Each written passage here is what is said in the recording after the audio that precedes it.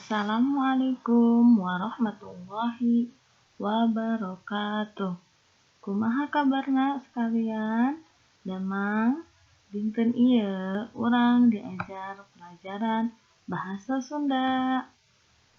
Pangajaran ka-7 tentang miara barang jeung mikanyaan sasatoan katut tatangkalan.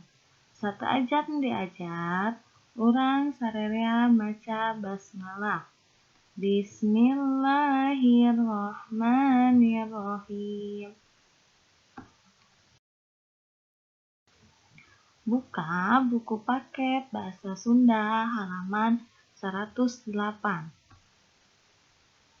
Susun heula sing merenah tuluy tulis. Ya. A. Sato dipiara lindeuk sok. Disusun jadi sato lindeuk sok dipiara. Hewan jinak suka dipelihara. B. Dahan Pak Ahmad nutuhan jambu. Disusun jadi Pak Ahmad nutuhan dahan jambu. C. Ngala barudak di sawah jarami. Disusun jadi barudak ngala jarami di sawah. Yang D. Pepelakan neni di buruan. Disusun jadi neni pepelakan di buruan. Ditulis di buku paketnya ya.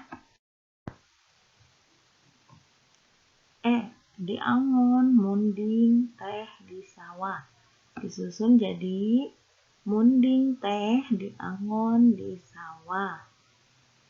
F. Cingkleng keur manuk cideten.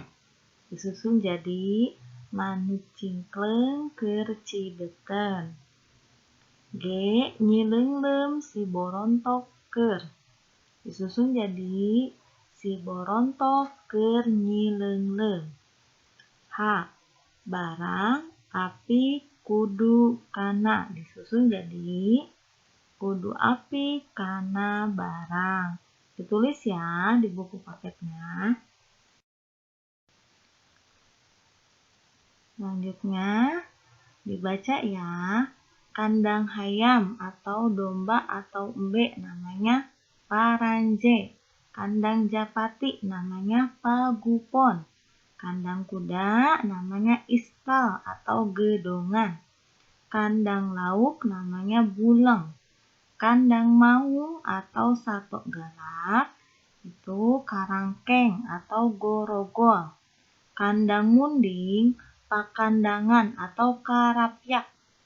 Kandang manuk namanya kurung. Selanjutnya halaman 110. Tengetan gambar-gambar di handap, tuluy lengkepan kalimah-kalimahna.